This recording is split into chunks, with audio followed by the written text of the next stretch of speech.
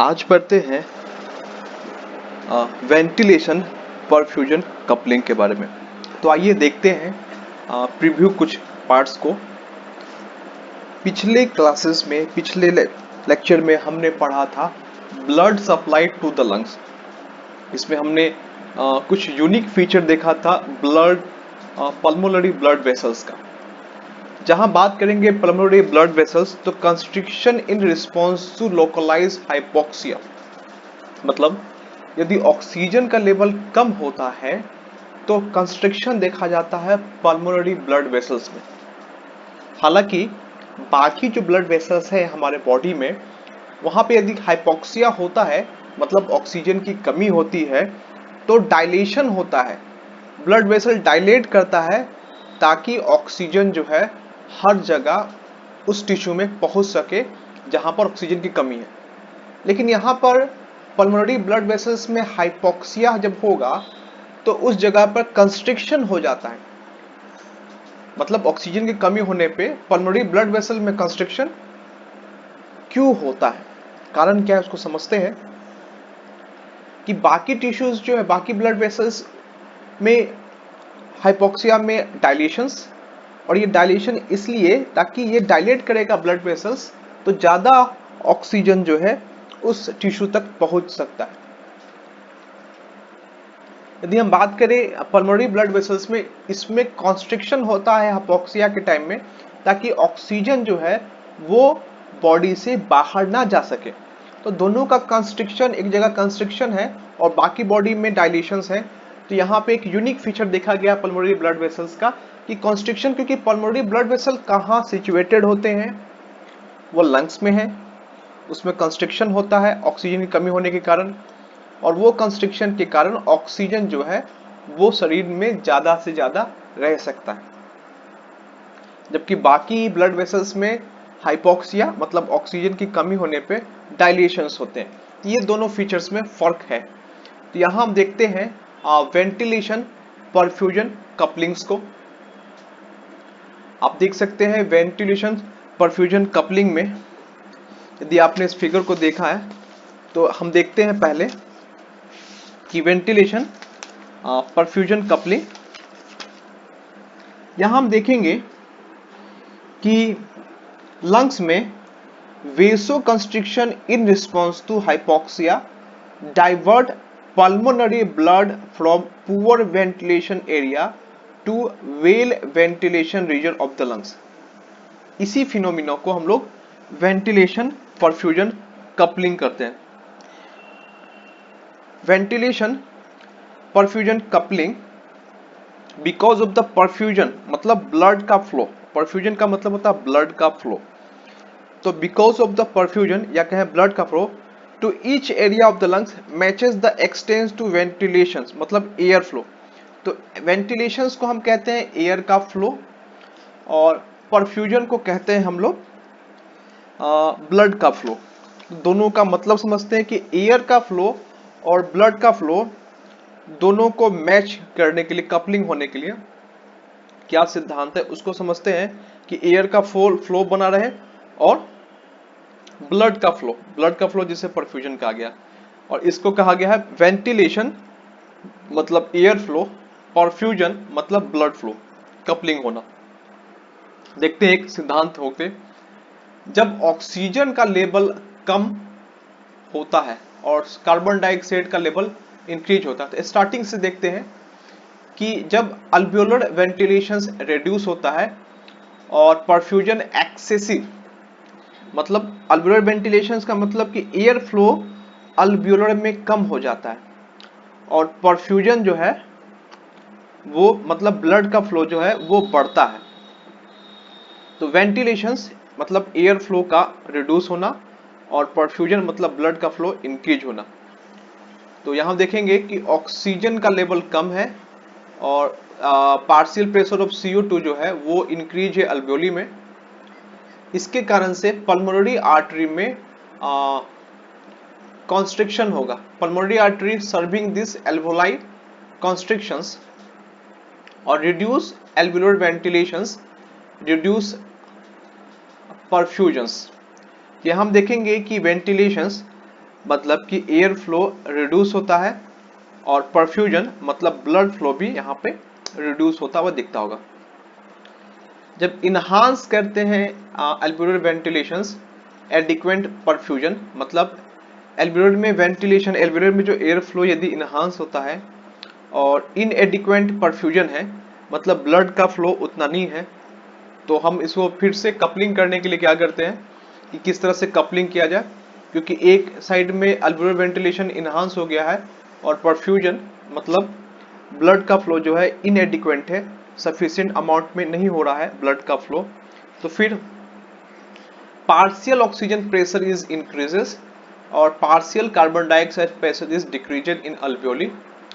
Pulmonary artery serving this alveoli is dilated, यहाँ हम देखेंगे पल्मोनरी आर्टरी में अल्वियोली का डायलेशन होता है और उस कारण से इन्हांस होता है अल्वियोलर वेंटिलेशंस और इन्हांस होता है परफ्यूजन्स। तो यही हम देखते हैं कि हम किस तरीके से कपलिंग कर रहे हैं दोनों को। यहाँ पर हमने दोनों को फिर लास्ट में रिड्यूस किया, जैसे स्टार्टिंग में हमने देखा कि रिड्यूस है अल्वियोलर वेंटिलेशन और परफ्यूजन जो है एक्सेस है, तो फिर हम लास्ट में एक प्रोसेस के थ्रू कपलिंग करते हैं और दोनों को दोनों रिड्यूस हो गया, परफ्यूजन भी रिड्यूस हो गया और अल्वियोलर वेंटिलेशन भी रिड्यूस हो गया। यहाँ पे देखेंगे अल्वियोलर वेंटिलेशन इनहांस है पर परफ्यूजन इनएडिक्वेंट है, तो यहाँ देखेंगे अल्वियोलर वेंटिलेशन जो है वो इनहांस हुआ और परफ्यूजन भी इनहांस हो गया। तो यहाँ पर पल्मोनरी आर्टरी में डायलेशन होता है, सर्विंग एज अल्वियोली डायलेट करता है। ये बहुत ही इंपॉर्टेंट है कि कपलिंग होना, दोनों के बीच में कपलिंग होना, एक मैचिंग होना, यानी कि एक रिड्यूस है एक एक्सेसिस है, तो यहाँ मैच होकर दोनों को दोनों रिड्यूस हो गया। ये इनहांस है और ये कम है इनएडिक्वेंट है, तो दोनों मैचिंग होके ये भी इनहांस हो गया और ये भी इनहांस हो गया। तो किस तरीके से परफ्यूजन वेंटिलेशंस और परफ्यूजन, वेंटिलेशन का मतलब एयर फ्लो और ब्लड फ्लो में कपलिंग कैसे हो रहा है वो बताया गया है। आइए हम पढ़ते हैं कुछ और चीजें रेस्पिरेशन में, पल्मोनरी वेंटिलेशंस के बारे में और बाकी चीजों के बारे में स्टडी करते हैं। रेस्पिरेशंस का बात किया जाए तो रेस्पिरेशन का मतलब होता है gas exchange in the body, body में जो गैस एक्सचेंज है उसको हम लोग रेस्पिरेशंस कहते हैं। तो तीन यहाँ पे बेसिक स्टेप है रेस्पिरेशन का। पहला पल्मोनरी वेंटिलेशन और ब्रीथिंग, दूसरा एक्सटर्नल रेस्पिरेशंस और तीसरा इंटरनल रेस्पिरेशंस। तो यहाँ पर तीन बेसिक चीज बताई गई है रेस्पिरेशंस की। तो रेस्पिरेशंस में हम पहले बात करेंगे पल्मोनरी वेंटिलेशंस, जिसे हम ब्रीथिंग्स भी कहते हैं। तो यहाँ पे रेस्पिरेशंस को दर्शाया गया है, रेस्पिरेशन के तीन बेसिक स्टेप बताया गया। पढ़ते हैं पहले पल्मोनरी वेंटिलेशन और ब्रीथिंग को। तो पल्मोनरी वेंटिलेशन में mechanical flow of air into, जिसे हम इनहेलेशन कहते हैं, एंड आउट ऑफ, जिसे हम एक्सहेलेशन कहते हैं, द लंग्स, मतलब लंग्स में एयर का आना जिसे इनहेलेशन और लंग्स से एयर का बाहर जाना जिसे हम एक्सहेलेशन कहते हैं। यहाँ पे एक मैकेनिकल फ्लो हो रहा है एयर का। और मैकेनिकल फ्लो क्यों होता है? ये होता है एटमॉस्फेयर और लंग्स के बीच का जो प्रेशर डिफरेंसेस है उसके कारण, और वो प्रेशर डिफरेंसेस करते हैं रेस्पिरेटरी मसल्स। इसके अलावा कुछ और भी इफोर्ट लगते हैं ब्रीथिंग्स में, जैसे alveolar surface tension, compliance of the lungs और एयरवे रेसिस्टेंस, जिसे हम जस्ट अभी कुछ देर के बाद डिटेल से पढ़ेंगे। तो हम देखते हैं कि एयर डिफरेंसेस क्या है, इस सिद्धांत को थोड़ा समझते हैं।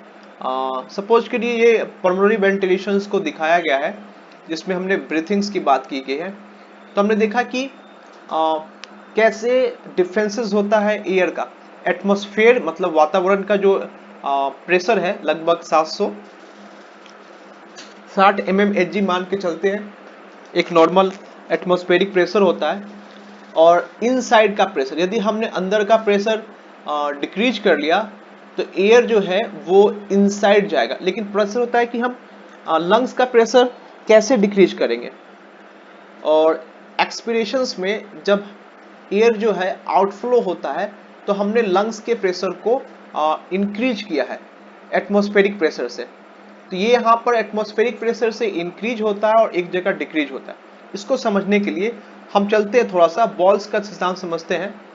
बॉयल्स लॉ के अनुसार हमने कहा था कि हमारे पास यदि गैसेस हैं और हमने यदि प्रेशर मतलब हमने यदि वॉल्यूम को इंक्रीज कर दिया है तो प्रेशर जो है वो भी डिक्रीज होगा। वॉल्यूम इंक्रीज करने से प्रेशर डिक्रीज होगा, लेकिन हमने वॉल्यूम्स को कम किया है, एक पिस्टन दबा के वॉल्यूम्स को कम किया है, तो यहाँ पर प्रेशर जो है वो इंक्रीज होता है। तो आप देख सकते हो दोनों के बीच में एक प्रेशर डिफरेंसेस को बताया गया है।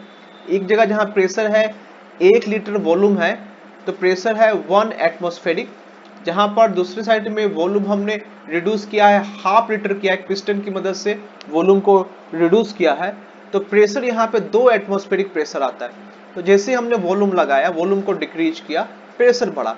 मतलब वॉल्यूम्स और प्रेशर जो है वो इनवर्सली प्रोपोर्शनल है, मतलब एक बढ़ेगा तो दूसरा जो है कम हो जाएगा। जैसे हमने कहा प्रेशर हमने कम किया तो वॉल्यूम इंक्रीज हुआ। तो इसी के सिद्धांत पे हम देखते हैं कि इंस्पिरेशंस का मतलब हो क्या कि यदि हमने लंग्स का वॉल्यूम जो है यदि इंक्रीज कर दिया तो प्रेशर यहाँ पे डिक्रीज होगा, और यदि लंग्स के प्रेशर को हमने लंग्स के वॉल्यूम को हमने कम किया है तो प्रेशर यहाँ पे इंक्रीज होगा। तो ये दो सिद्धांत यहाँ बताया गया। तो जैसे हम इंस्पिरेशन मतलब सांस लेते हैं तो 760 mmHg होता है एटमॉस्फेयर का प्रेशर। उस प्रेशर से यदि थोड़ा सा भी हमने डिक्रीज किया लंग्स के प्रेशर को, और लंग्स के प्रेशर को डिक्रीज करने के लिए हमने वॉल्यूम ऑफ लंग्स को इंक्रीज किया। तो हमने जैसे वॉल्यूम ऑफ लंग्स को इंक्रीज किया, जिसमें आता है डायफ्राम, जिसमें आता है एक्सटर्नल इंटरकोस्टल मसल, जिसमें आता है थोरेसिक कैविटी एक्सपेंशन, तो यहाँ पर हमने वॉल्यूम को इंक्रीज किया है, लंग्स के वॉल्यूम को इंक्रीज किया है। दूसरे साइड में हमने लंग्स के वॉल्यूम्स को डिक्रीज किया है। यहाँ हम देखेंगे डायफ्राम में कॉन्ट्रैक्शंस होते हैं और दूसरे साइड में डायफ्राम जो है वो रिलैक्स पोजीशंस में होता है। तो दो चीजें हमने कंपेरिजन किया, ठीक है। यहाँ पे बिल्कुल अच्छी तरीके से समझिए। यहाँ पर हमने डायफ्राम में हमने कहा किया कि डायफ्राम को हमने रिलैक्स किया है, तो रिलैक्स करने से ये ऊपर की तरफ डायफ्राम जाता है रिलैक्स करने से, और डायफ्राम में कॉन्ट्रैक्शन होता है, डायफ्राम नीचे की तरफ आता है। तो नीचे की तरफ आएगा तो वॉल्यूम जो है वो इंक्रीज होगा लंग्स का, और जैसे ही वॉल्यूम इंक्रीज होगा pressure inside the lungs reduce हो जाएगा एटमॉस्फेरिक प्रेशर से, और ये प्रेशर जैसे ही इनहेल करेंगे तो धीरे धीरे धीरे धीरे जब एक्सहेल करने की बात आती है तो वॉल्यूम जो है लंग्स का वो डिक्रीज होगा, प्रेशर इंक्रीज होगा। अब इसमें बात आती है कौन कौन से मसल्स जो है जो ये रिलेट करते हैं। तो सबसे पहले तो हम देखेंगे डायफ्राम, सबसे बड़ा मसल्स डायफ्राम ही है, और डायफ्राम के बाद इंटरकोस्टल मसल, मतलब वो मसल्स जो कि दो रिब्स के बीच में, ये रिब्स के बीच में जो मसल्स होते हैं वो इंटरकोस्टल मसल कहे जाते हैं। उसमें भी एक्सटर्नल बाहर की तरफ लगे हुए, तो रिब्स के बाहर की तरफ से भी मसल हो सकते हैं या रिब्स के अंदर की तरफ से भी मसल हो सकते हैं। जो अंदर की तरफ के मसल्स है उसे कहते हैं इंटरनल इंटरकोस्टल मसल, जिसकी हम बाद में चर्चा करेंगे। अभी देखते हैं एक्सटर्नल इंटरकोस्टल मतलब बाहर की तरफ, रिब्स के बाहर के साइड से जो मसल्स हैं दो रिब्स के बीच में, जिसे हमने कहा इंटरकोस्टल मतलब दो कोस्टल मतलब दो रिब्स के बीच का जो मसल हो गया, और बाहर की तरफ से लगा हुआ है वो हो गया एक्सटर्नल इंटरकोस्टल मसल्स। तो यहां हम देखते हैं कि बहुत सारे मसल्स का रोल है, वो मसल्स को हम बाद में स्टडी करेंगे कि रेस्पिरेटरी मसल्स में बहुत सारे मसल्स आते हैं, और इसके अलावा फिर अल्वेओलर सल्फर टेंशन या कंप्लायंस ऑफ लंग्स या एयरवेज रेसिस्टेंस है वो भी मदद करता है पल्मोनरी वेंटिलेशन या ब्रीथिंग्स में, जिसे इनहेलेशन या एक्सहेलेशन कहते हैं। दूसरा पॉइंट आता है एक्सटर्नल रेस्पिरेशंस। एक्सटर्नल रेस्पिरेशन का मतलब होता है exchange of gases between the air space of the lungs and the blood in the pulmonary capillary. तो यहां हम कहते हैं एक्सचेंज ऑफ गैसेस, ठीक है। एक्सचेंज ऑफ गैसेस क्या होता है उसे समझ लेते हैं, एक्सटर्नल रेस्पिरेशंस क्या होता है वो समझ लेते हैं। एक्सटर्नल रेस्पिरेशंस का मतलब होता है exchange of gases between the air space of the lungs, मतलब लंग्स का जो एयर स्पेस है वहां और ब्लड के बीच में, blood in the capillary pulmonary capillary, वो हो गया एक्सटर्नल रेस्पिरेशंस। तो पल्मोनरी कैपिलरी में ऑक्सीजन जाता है और पल्मोनरी कैपिलरी जो है CO2 छोड़ता है, तो ये हो गया एक्सटर्नल रेस्पिरेशन, जिसमें लंग्स और ब्लड के बीच में एक्सचेंज होता है ऑक्सीजन और CO2 का। इंटरनल रेस्पिरेशन क्या होता है कि एक्सचेंज होता है सिस्टेमिक कैपिलरी और टिश्यू के बीच में। यहाँ लंग्स नहीं है, यहाँ पे है ब्लड वेसल्स और टिश्यू है। तो सिस्टेमिक कैपिलरी और टिश्यू के बीच में एक्सचेंज होता है गैसेस का। तो ब्लड जो होता है लॉस करता है ऑक्सीजन को और गेन करता है CO2 को, give up CO2 during the production of ATP term is cellular respiration. ये CO2 बनता कैसे है? CO2 बनता है सेलुलर रेस्पिरेशन के थ्रू। प्रोडक्शन ऑफ ATP होता है, उस वक्त भी CO2 बनता है। तो इट इज वेरी इंपॉर्टेंट कि ऑक्सीजन को कंज्यूम किया टिश्यूज ने, और टिश्यू ने फिर ATP का प्रोडक्शन किया, और उस ATP प्रोडक्शन से फिर उसने CO2 का निर्माण किया, और वो CO2 फिर वापस सिस्टेमेटिक कैपिलरी में जाता है, जिसे हम इंटरनल रेस्पिरेशन करते हैं। मतलब ब्लड और टिश्यू के बीच में ऑक्सीजन और CO2 का आदान प्रदान। तो पल्मोनरी वेंटिलेशन में दो पॉइंट्स आते हैं, एक था इनहेलेशन और एक था एक्सहेलेशन। जो हमने देखा था कि प्रेशर डिफरेंसेस की वजह से होता है, ये अभी अभी देखा, और बहुत सारे मसल्स यहाँ इन्वॉल्व होते हैं, वो भी हमने देखा। इनहेलेशंस को थोड़ा देखते हैं कि ब्रीथिंग इज कॉल्ड इनहेलेशन, मतलब सांस का अंदर जाना इंस्पिरेशन होता है। तो यहाँ देखते हैं कि प्रेशर डिफरेंस क्या होता है जस्ट बिफोर इनहेलेशंस, मतलब इनहेलेशंस के पहले प्रेशर डिफरेंस क्या है। तो pressure inside the lungs, pressure of the atmospheric pressure या 1 एटमॉस्फेरिक प्रेशर होता है। मतलब इनहेलेशन के पहले, जब इनहेलेशन स्टार्ट नहीं किया है या इंस्पिरेशन स्टार्ट नहीं किया है, तो उस वक्त हमारा जो लंग्स का प्रेशर है वो 760 mmHg होता है, एटमॉस्फेरिक का भी उतना ही होता है। तो मतलब इनहेलेशन स्टार्ट नहीं हुआ, लेकिन जैसे ही इनहेलेशन स्टार्ट होता है तो अल्वियोली का प्रेशर जो है वो लंग्स के प्रेशर से, मतलब लंग्स का प्रेशर जो है, अल्वियोली का प्रेशर इनसाइड का, वो एटमॉस्फेरिक प्रेशर से कम होता है, 760 mmHg से कम हो जाता है। तो इस का कारण है कि हमने वॉल्यूम ऑफ लंग्स को इंक्रीज किया। जैसे हमने देखा कि वॉल्यूम लंग को जैसे इंक्रीज किया तो वो इनहेलेशन से स्टार्ट होता है। तो जस्ट बिफोर इनहेलेशन और ड्यूरिंग इनहेलेशन की चर्चा की गई कि इनहेलेशन जैसे स्टार्ट होगा, इसका मतलब इनसाइड ऑफ लंग का प्रेशर जो है वो कम हो गया है, वॉल्यूम इंक्रीज हो गया। बॉल्स लॉ को भी हमने अभी भी वेरीफाई किया कि बॉल्स ने बहुत ही अच्छा ने दिया है कि इनवर्सली प्रोपोर्शनल होता है प्रेशर और वॉल्यूम। मतलब प्रेशर को हम लोग इंक्रीज करेंगे, ठीक है, प्रेशर यदि इंक्रीज होता है तो वॉल्यूम डिक्रीज होगा, और वॉल्यूम इंक्रीज होगा तो प्रेशर डिक्रीज होगा। They are inversely proportional to each other. Muscles की बात की जाए तो मसल्स बहुत सारे इन्वॉल्व हैं।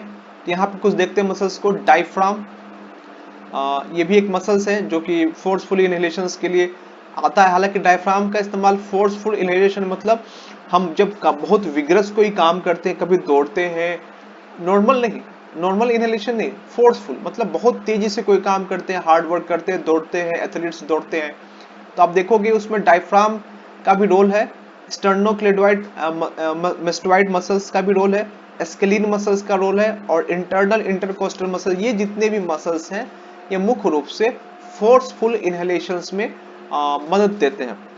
तो हालांकि डायफ्राम जो है वो नॉर्मल क्वाइट इनहेलेशन, मतलब हम जब बैठे हुए रहते हैं या सिंपली कोई काम कर रहे हैं, जब हम बहुत विग्रस कोई वर्क नहीं करते हैं, तो डायफ्राम ही उस वक्त वर्क करता है।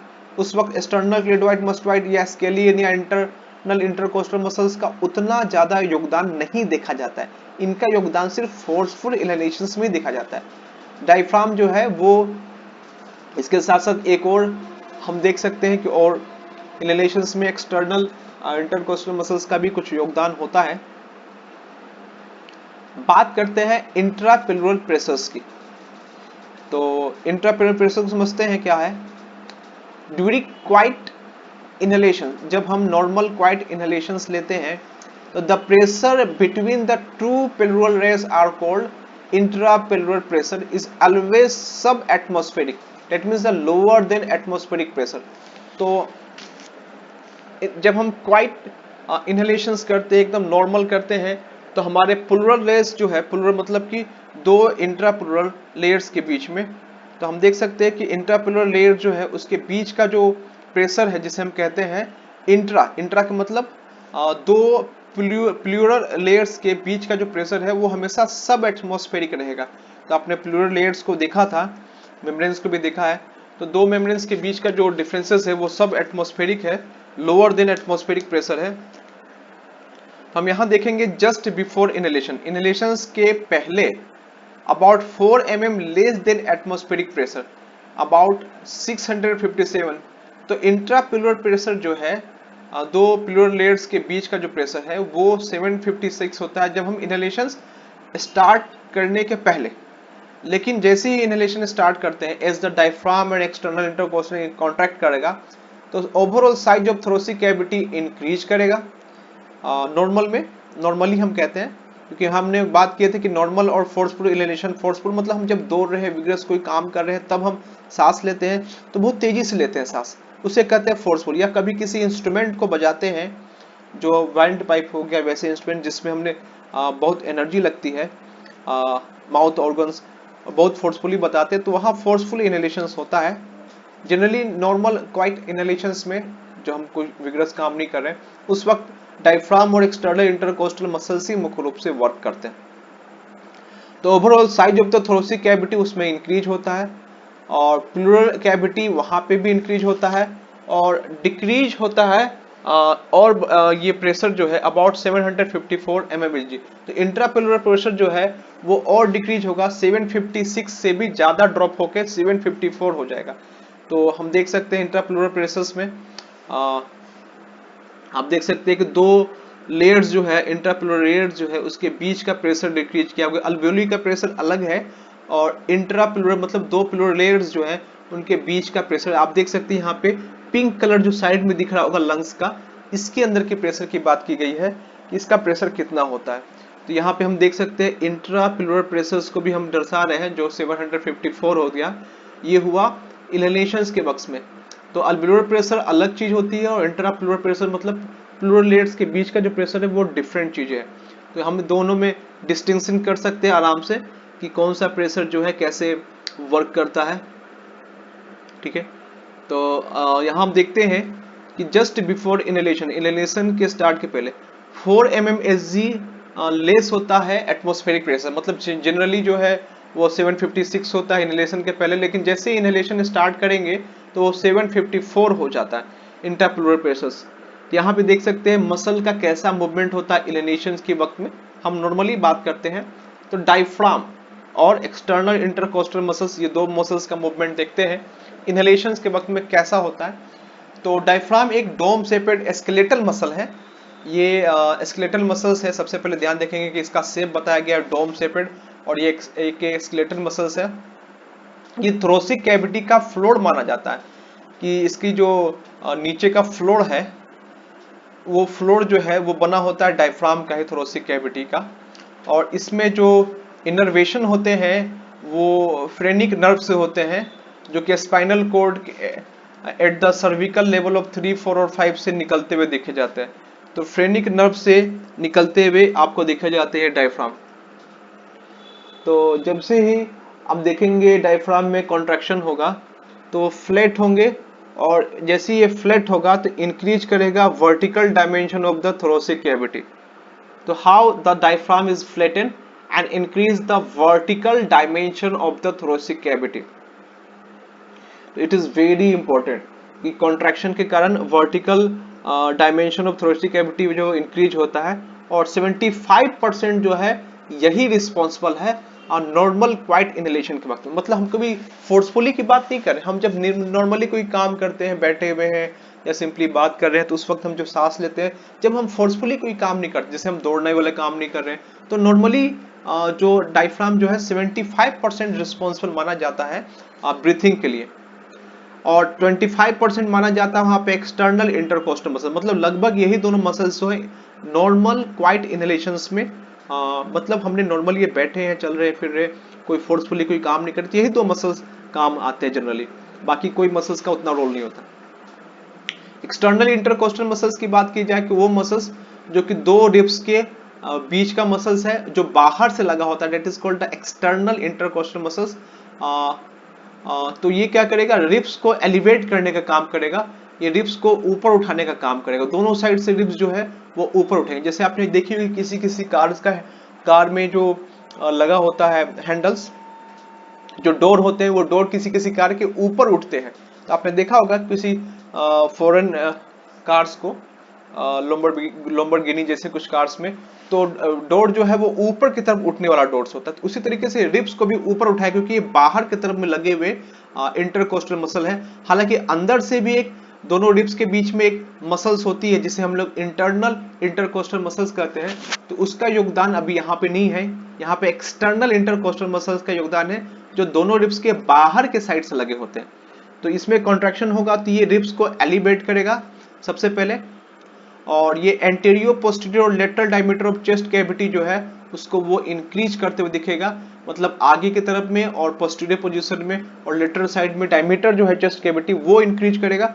और 25% जो एयर इनहेल होता है नॉर्मल क्वाइट ब्रीथिंग में, उसके लिए रिस्पॉन्सिबल होता है एक्सटर्नल इंटरकोस्टल मसल्स। बात करते हैं मसल डायफ्राम इन इनहेलेशंस में, तो during normal quite inhalation, during strenuous breathing, तो दोनों में डिफरेंसेस देखते हैं, कितना असेंडिंग और कितना डिसेंडिंग होता है मसल्स में। लेकिन उसके पहले लेते हैं एक छोटा सा ब्रेक और फिर हम कंटिन्यू रखेंगे। तब तक सब्सक्राइब कीजिए हमारे चैनल्स को।